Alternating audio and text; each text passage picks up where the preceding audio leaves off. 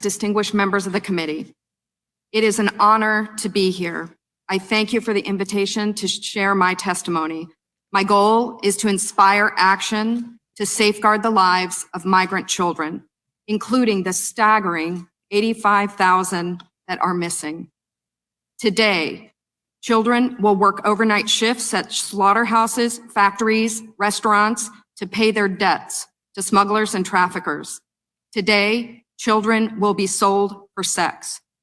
Today, children will call a hotline to report they are being abused, neglected, and trafficked, and we don't know if they're going to get the help they need. For nearly a decade, unaccompanied children have been suffering in the shadows, and I have to confess, I knew nothing about their suffering until 2021, when I volunteered to help the Biden administration with the crisis at the southern border. As part of Operation Artemis, I was deployed to the Pomona Fairplex Emergency Intake Site in California to help HHS, Office of Refugee Resettlement, reunite children with sponsors in the United States. I thought I was going to help place children in loving homes. Instead, I discovered that children are being trafficked through a sophisticated network that begins with recruiting in home country, smuggling to the US border, and ends when ORR delivers a child to a sponsor. Some sponsors are criminals and traffickers and members of transnational criminal organizations. Some sponsors view children as commodities and assets to be used for earning income. This is why we are witnessing an explosion of labor trafficking.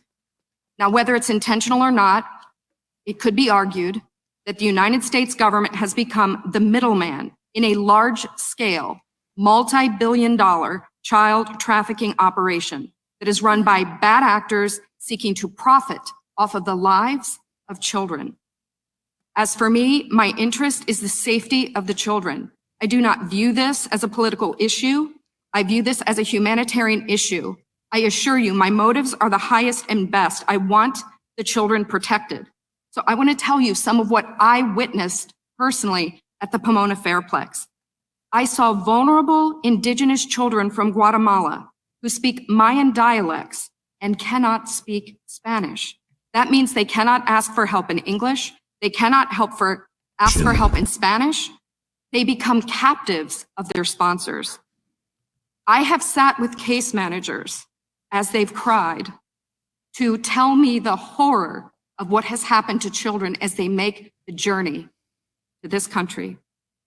I saw apartment buildings where 20, 30, and 40 unaccompanied minors have been released. I saw sponsors trying to simultaneously sponsor children from multiple ORR sites at one time. I saw sponsors using multiple addresses to obtain sponsorships of children. And I saw numerous cases of children in debt bondage, and the child knew they had to stay with the sponsor until the debt was paid.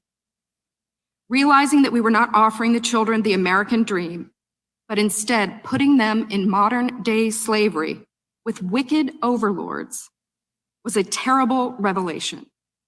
A terrible revelation. These children are a captive victim population with no access to law enforcement or knowledge of their rights.